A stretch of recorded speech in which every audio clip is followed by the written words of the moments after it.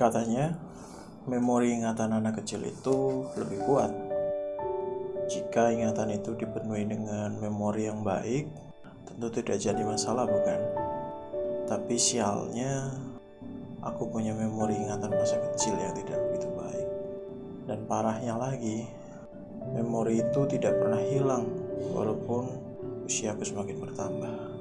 Bahkan sampai menikah dan punya anak, memori itu masih sangat jelas di ingatanku.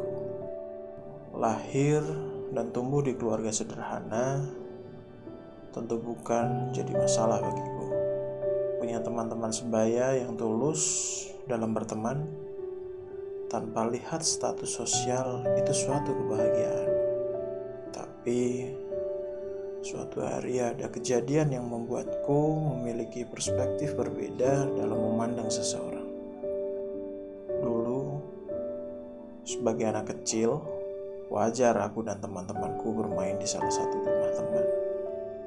Biasanya diajak atau bahkan ada yang sukarela rumahnya kami jadikan arena bermain.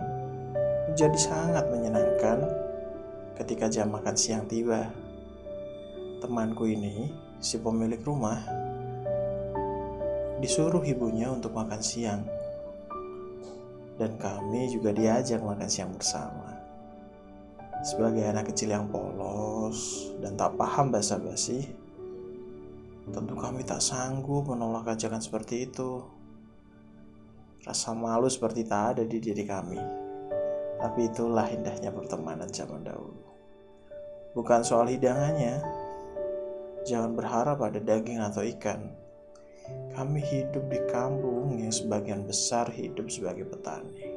Maka makanan sederhana, sayur, dan satu jenis lauk saja sudah sangat cukup bagi kami.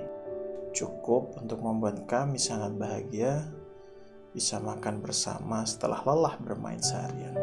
Dan ketulusan ibu temanku itu untuk mengajak aku dan teman-teman makan bersama sangat aku ingat sampai hari ini. Memori indah yang tersimpan dan seperti memberikanku pelajaran akan kebaikan untuk berbagi. Tapi hidup bukan cuma satu warna saja. Selalu akan ada warna hitam dalam perjalanannya. Dan sialnya, aku punya memori hitam itu. Hampir sama kejadiannya dengan latar di rumah teman untuk belajar kelompok sepulang sekolah. Kami langsung ke rumah temanku tersebut. Bisa dibilang temanku ini dari keluarga berkecukupan. Salah satu yang terpandang lah di kampung kami. Pulang sekolah tentunya capek, haus, dan pasti lapar. Dan polosnya, aku dan teman-teman punya pikiran kalau nanti kami pasti akan ditawari untuk makan siang bersama. Anak kecil sih ya. Sayangnya itu tidak terwujud. Ibu teman kami itu hanya menyuruh teman kami saja untuk makan siang tanpa menawari kami. Sedih, heran, dan kecewa, kami menahan lapar sampai selesai belajar kelompok. Ini jadi noda hitam di memori masa kecilku.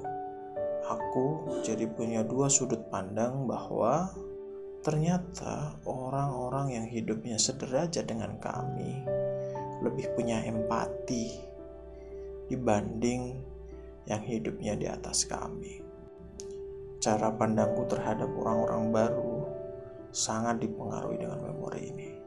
Bisa dikatakan memori ini seperti racun yang terus muncul ketika aku menghadapi interaksi dengan orang baru. Tapi tentu saja, memori ini juga tidak bisa dibenarkan karena tidak semua orang yang berkecukupan memiliki sikap seperti memoriku itu. Ada banyak orang baik yang cuma punya kondisi ekonomi yang baik pula kan? Bukan hal mudah untuk menghilangkan perspektif negatif karena memori itu.